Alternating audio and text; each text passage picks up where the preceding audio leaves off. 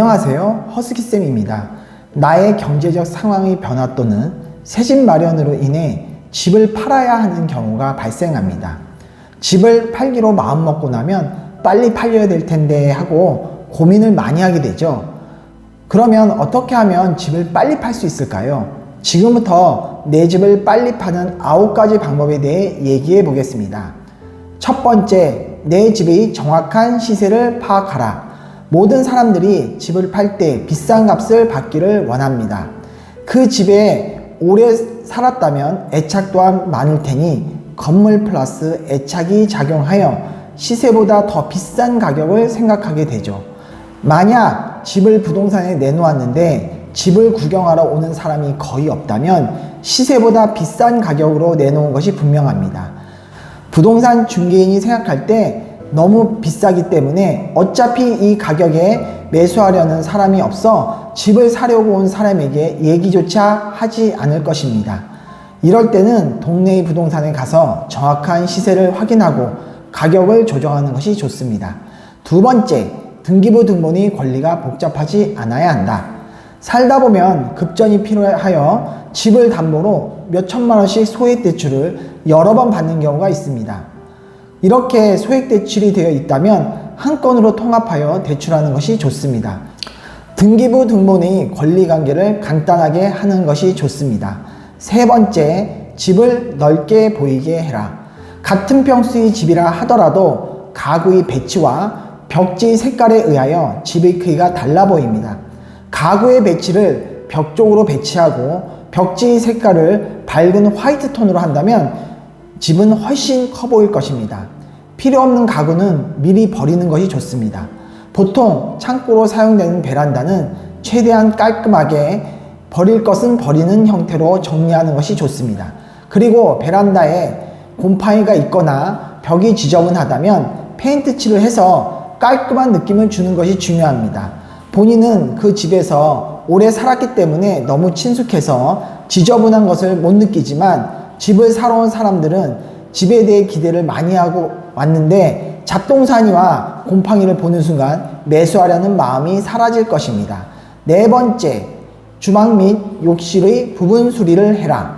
집의 매수를 결정하는 사람들은 남편보다는 부인의 의견이 더 많이 반영되기 때문에 부인들이 주로 머무르는 주방의 상태가 중요합니다. 싱크대의 청결이 우선되어야 되며 싱크대가 오래되었을 경우 싱크대 문을 시트지로 리모델링 하거나 손잡이를 교체하는 것이 좋습니다. 시트지 붙이는 것이 어렵다면 손잡이 정도는 교체하는 것이 좋습니다. 인터넷에 보면 예쁜 싱크대 손잡이들이 많습니다. 싱크대 손잡이를 인터넷에서 구입한다면 개당 몇천 원 밖에 하지 않기 때문에 몇만 원 정도면 모두 교체가 가능합니다. 욕실을 정말 신경 써야 하는 부분입니다. 대부분 사람들이 집을 보러 왔을 때 하는 행동이 무엇인지 아시나요? 물이 잘 나오는지 수돗물을 틀어보는 행동입니다. 욕실이 세면대 수돗물이 수압이 좋아 물이 잘 나온다 하더라도 세면대 배수관의 머리카락이나 이물질에 의해서 배수가 잘 되지 않는다면 매수자에게 외면당할 것입니다. 어차피 팔집인데 이런 것까지 신경 써야 하나 하는 분들도 있겠지만 매수자의 입장에서는 앞으로 살 집을 찾는 것이기 때문에 무척 신경이 쓰이는 부분입니다. 배수가 잘 되지 않을 때는 꼭 수리 및 교체를 하시기 바랍니다. 다섯 번째, 벽지를 깨끗한 상태로 유지해라. 벽지를 한 지 오래되었거나 상태가 좋지 못하면 부동산 중개인에게 벽지 상태를 얘기하여야 합니다. 혹시 집을 사려고 하는 사람이 벽지에 대해 불만이 있다면 도배를 새로 하는데 들어가는 비용의 반을 내가 부담하겠다고 얘기하는 것이 좋습니다. 집에서 벽이 차지하는 부분이 가장 크기 때문에 벽지 상태가 안 좋다면 집 전체의 느낌이 안 좋아지기 때문입니다. 여섯 번째, 부동산 중개인에게 충분한 수수료를 약속해라. 지금 말한 충분한 수수료는 법정 수수료에 10만 원 정도 더 주라는 이야기가 아닙니다. 부동산 중개인은 한 건의 중개를 성사시키더라도 더 많은 돈을 벌 수 있는 물건을 신경 쓸 것입니다. 전세나 월세의 경우는 세입자를 쉽게 구할 수 있지만 집을 사려는 사람을 찾는 것은 훨씬 어렵기 때문에 법정 수수료의 2배를 준다거나 아니면 충분한 수수료 금액을 약속하는 것이 좋습니다. 7번째, 집 구경을 왔을 때 직접 안내해라. 부동산 중개인에게 현관 비밀번호를 알려주고 집을 보여주라고 하는 경우도 있지만 가능하다면 집 구경을 왔을 때 집주인이 직접 안내해 주는 것이 좋습니다. 겉으로는 알 수 없는 이 집의 장점들을 집주인은 알고 있기 때문입니다. 그리고 커피향의 방향제라던가 아니면 커피라도 대접하면서 집의 장점을 얘기한다면 집을 구경하러 온 분에게 집에 대한 좋은 인상을 심어줍니다. 8번째, 집의 채광에 신경 써라. 집을 구하는 사람들이 꼭 신경 쓰는 부분은 채광입니다. 집을 보여주기 전에 항상 커튼과 블라인드는 올려놓는 것이 좋습니다. 집이 채광이 좋음에도 불구하고 어둡게 놓는 것은 좋지 않습니다.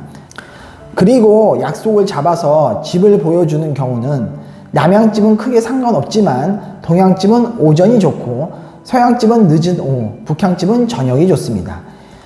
이렇게 채광이 가장 좋은 때에 집을 보여주시는 것이 좋습니다. 9번째, 매수자의 조건을 맞춰줘라.